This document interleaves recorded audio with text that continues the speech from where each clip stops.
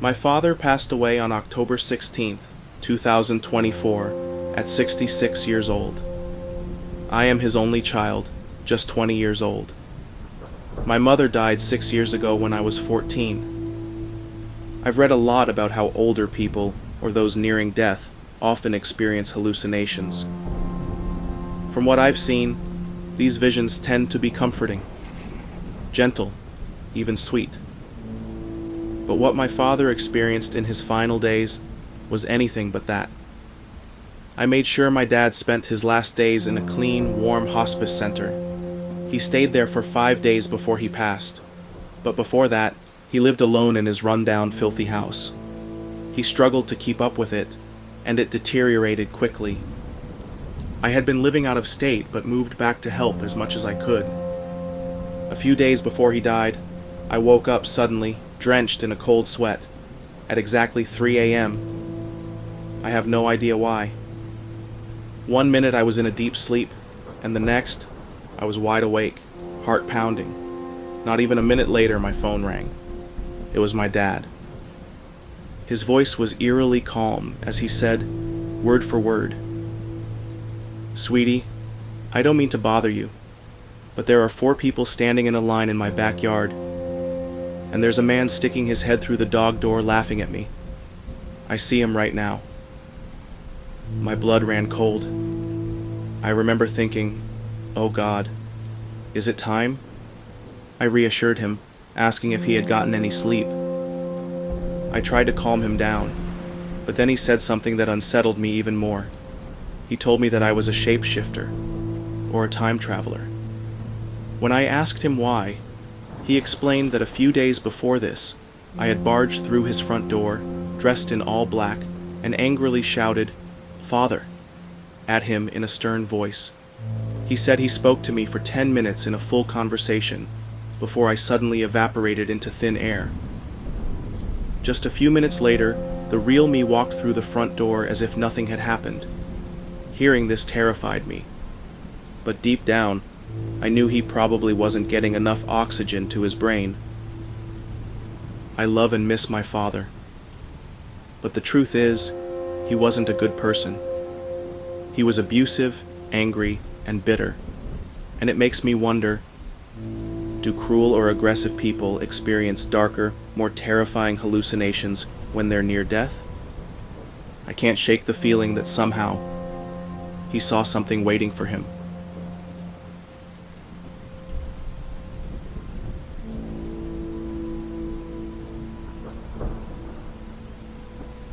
A few years ago, I worked as a certified nursing assistant. I started out in a nursing home and had a few strange encounters there, but nothing prepared me for what I would experience when I began working at a hospice home. Hospice is essentially where people go to die. Patients who are terminally ill and don't have much time left. The facility was amazing, and they worked quickly to admit new patients. If anyone is interested, I can make another post about what my job entailed. But the point is, a lot of people passed away in that building, many of them during my shift that spanned from 7 p.m. to 7 a.m. Whenever someone passed, I always opened the window in their room. It was my way of freeing their spirit, ensuring they wouldn't be trapped. Unfortunately, no one else did this. The hospice home had 2 wings, and each wing had a huge linen closet stocked with sheets, blankets, comforters, towels, washcloths, gowns, everything we needed. The closet was long. When you walked in, both walls were lined with racks full of linens. You could walk down a couple 100 feet before reaching a right turn that led to a small storage area. This was where we kept extra supplies, bed bath essentials, hygiene products, and other resident care items. Once you were in that back corner, you were completely hidden from the entrance. One night around midnight, a resident woke up and wanted to be cleaned up, so I went to the linen closet to grab supplies for a bed bath. I made my way to the storage area and started gathering soap, a toothbrush, toothpaste, a basin, and other essentials. That's when I heard it. The linen closet door opened, then closed. I wasn't alarmed at first. During night shifts, we had one CNA and one RN per wing, and sometimes we helped each other out. I figured it was either the nurse or the CNA from the other side coming in to grab something. Then, I heard a female voice. "Hello?" I assumed it was the nurse. "I'm just grabbing stuff for a bath. Do you need help?" I called out. "I'm so cold." I smiled and replied, "I can bring you a blanket. Maybe I'll even throw it in the dryer again like last week." I laughed. But as I turned around to walk back down the main aisle of the linen closet, I froze. No one was there. I hadn't heard the door open again, which meant no one had left, and there was nowhere to hide. Then I felt it, a hand grabbing my shoulder. I screamed, dropping everything, and spun around so fast my heart nearly stopped. No one was there. What chilled me the most was that the touch felt like it was on my bare skin, and it was ice cold. I ran out of there as fast as I could. When I tried to explain to the nurse what had happened, I was shaking so badly I could barely make sense. Once I calmed down, she stayed by my side for the rest of the night. I refused to go back into that linen closet until my next shift. This was just one of many encounters I had while working there, and I'll never forget it.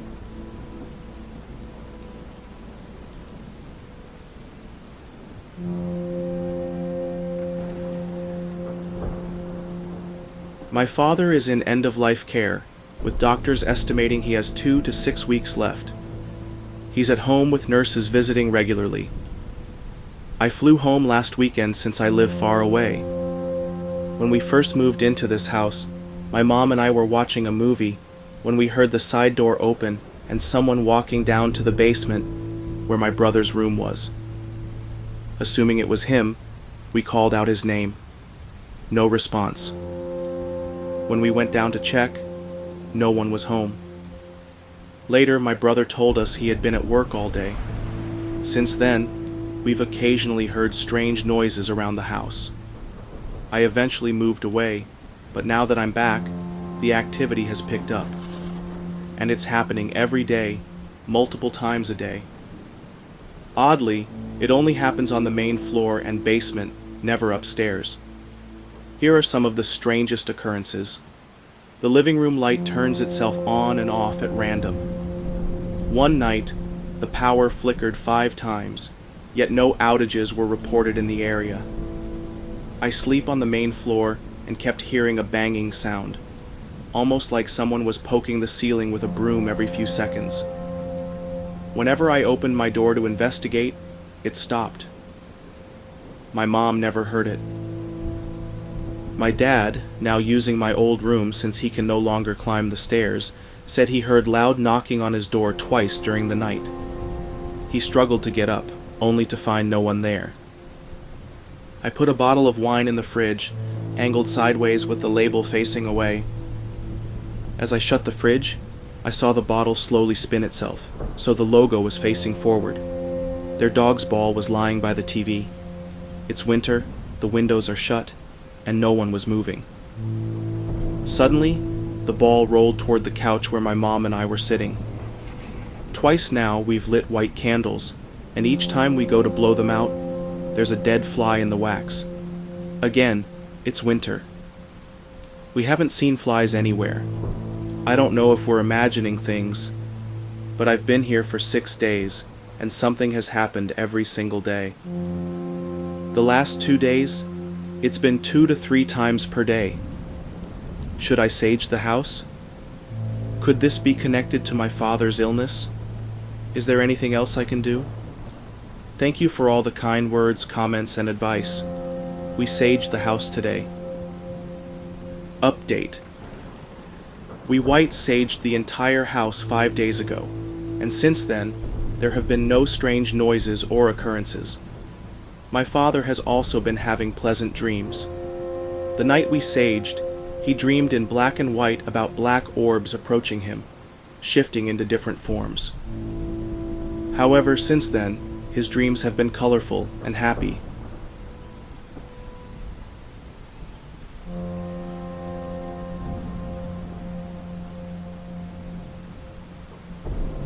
I wasn't there when my grandfather passed away. He lived in Florida, and at the time, I was in New York.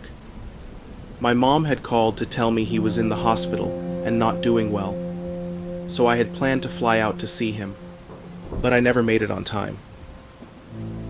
That didn't stop my grandfather from visiting me the morning he passed. That night, I couldn't sleep, so I decided to rest in the living room. I still had my grandfather's recliner in my apartment, but I chose to sleep on the sofa instead. I closed my eyes for what felt like just a few seconds before I heard it. The recliner started rocking. I opened my eyes, and there he was, my grandfather, sitting in his chair. I wasn't afraid. He wasn't the first relative to visit me before passing, but this time it hurt, because I knew this would be the last time I saw him. He told me he was leaving, that he was ready, that he loved me very much. He promised he'd always be there, and that I'd know when he was visiting. Then, he gave me instructions about my grandmother, told me to go to sleep, and assured me that everything would be all right. That morning, my dad came by because he hadn't been able to get a hold of me. He told me that my grandfather had passed away in the early hours of the morning, the exact time we had finished our conversation.